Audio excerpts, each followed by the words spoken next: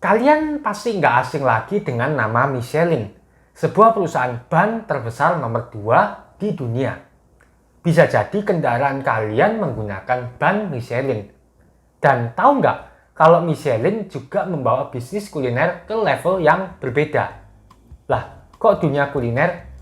Gimana perusahaan ban kelas dunia terjun ke bidang kuliner?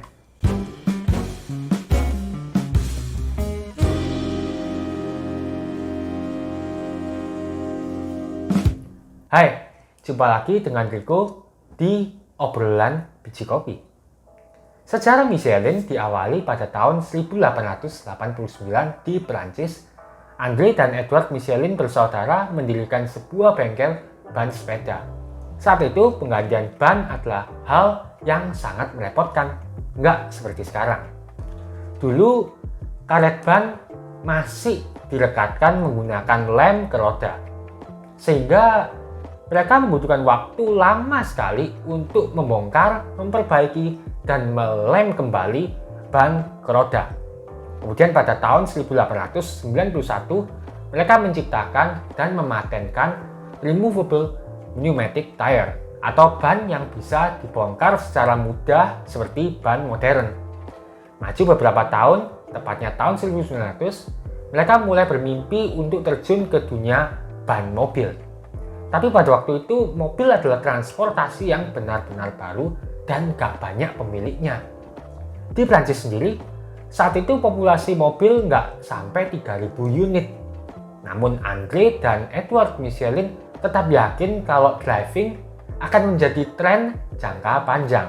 Nah, untuk mendorong orang-orang melakukan perjalanan jarak jauh menggunakan mobil, yang ujung-ujungnya nanti pasti akan meningkatkan penjualan ban mereka. André dan Edward mulai menerbitkan sebuah buku panduan lengkap untuk perjalanan dengan nama Michelin Guide. Di dalam panduan itu terdapat peta, lokasi pom bensin, rekomendasi restoran, hotel, hingga cara mengganti ban. Kreatif banget ya mereka ya. Lebih dari 35.000 kopi buku tersebut dibagikan secara gratis. Hingga pada suatu saat di tahun 1920, André Michelin mendapati kalau buku Michelin Guide mereka dijadikan ganjalan kaki meja. André baru menyadari kalau ternyata seseorang lebih menghargai sesuatu yang dia bayar. Akhirnya, Michelin Guide dijual seharga 7 francs atau sama dengan 2,15 dolar di masa itu. Beberapa waktu kemudian, perusahaan Michelin terus berkembang. Begitupun juga dengan buku panduannya. Michelin Guide mulai tersebar ke beberapa negara bagian Eropa selain Perancis.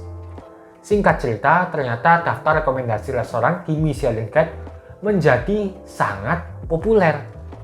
Restoran yang direferensi dalam Michelin Guide sekaligus juga mendapat dampak positif. Sampai-sampai Michelin mulai memperkerjakan reviewer kuliner khusus untuk menilai restoran secara anonim supaya hasilnya benar-benar netral. Mulailah dikenalkan sistem 3 bintang pada tahun 1931 yang mempunyai arti masing-masing sesuai penilaian. Bintang 3 adalah rating paling tinggi. Berawal dari sebuah alat promosi, kini Michelin Guide telah menjadi kitab suci untuk para turis dan standar bagi sebuah restoran.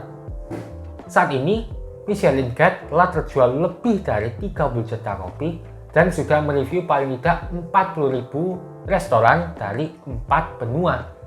Namun demikian, gak semua restoran senang dengan adanya bintang Michelin.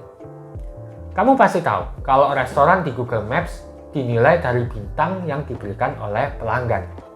Sedangkan di Michelin Guide, reviewer kuliner yang ditunjuk harus memiliki selera tinggi dan punya passion di dunia makanan. Reviewer akan datang beberapa kali secara diam-diam walaupun belum memberikan penilaian terhadap restoran tersebut. Bahkan di lain waktu mereka bisa kembali lagi untuk memastikan restoran yang sudah diberi rating tertentu tetap bisa menjaga kualitasnya. Jadi nggak mudah loh bagi restoran untuk mendapat serta mempertahankan Michelin Stars walaupun cuma bintang 1. Tapi ini kan soal selera. Setiap orang pasti beda. Ada juga orang yang akhirnya kecewa karena nggak sesuai ekspektasi mereka. Sebaliknya, ada beberapa restoran malah tertekan dengan adanya Michelin Stars karena mereka merasa kesulitan untuk bereksperimen dan berkreasi dengan menu-menu mereka secara bebas di luar standar. Bahkan ada beberapa kasus restoran yang malah meminta untuk mencabut Michelin Stars yang sudah mereka dapat. Tapi terlepas dari permasalahan itu, Michelin Stars adalah salah satu contoh dari sejarah awal konten marketing. Sejak awal peradaban, manusia sudah membuat konten. Contohnya adalah melalui lukisan di dinding gua. Konten adalah cara manusia untuk berkomunikasi dan menjadi alat marketing yang sangat kuat. Dari cerita tadi, Michelin mengajarkan kita bahwa dalam konten marketing, kita harus berani berbeda dan melihat peluang jauh ke depan. Di waktu mobil belum banyak, ide Michelin sangat out of the box. Dengan menyediakan rekomendasi berbagai macam restoran dan hotel, Michelin mendorong audiensnya untuk membeli mobil dan berpetualang. Ujung-ujungnya, mereka akan lebih sering membeli ban mobil merek Michelin. Dengan kata lain, konten marketing adalah cara pemasaran dengan menyertakan informasi tambahan berupa konten yang berguna bagi audiens dan membantu mereka menyadari kebutuhan akan produk ataupun layananmu. Cara pembuatan konten terus berevolusi seiring dengan teknologi. Kalau dulu kita bisa membutuhkan waktu sangat lama dalam membuat konten, dan nggak semua orang bisa membuat konten karena adanya keterbatasan tools dan skill. Orang perlu melalui proses menggambar, warna, mencetak dulu, baru kemudian bisa disebarkan. Tapi sekarang, setiap orang bisa membuat konten hanya dari genggaman. Kita bisa dengan mudahnya mengeluarkan HP kita dan foto objek di depan, kemudian kita share tanpa perlu mencetak. Sosial media seperti YouTube, Instagram, ataupun TikTok mempercepat penyebaran informasi ke seluruh dunia. Saking banyaknya konten yang tersebar, orang nggak sadar kalau setiap hari kita berinteraksi dengan konten marketing. Akhirnya, sekarang kita lebih menyebut konten marketing sebagai marketing saja. Tapi mau itu hanya marketing biasa atau apapun itu, konten adalah tool yang sangat kuat dalam marketing. Apalagi bisa disajikan dengan cara baru atau cara yang tidak biasa. Out of the box gitulah. Karena manusia menyukai hal yang baru. Oke, cukup sekian video kali ini. Selamat membuat konten marketing agar penjualanmu meningkat. Silahkan like dan share video ini ke teman-temanmu apabila video ini bermanfaat. As always, kalau kamu punya pendapat atau saran, tulis saja di kolom komentar.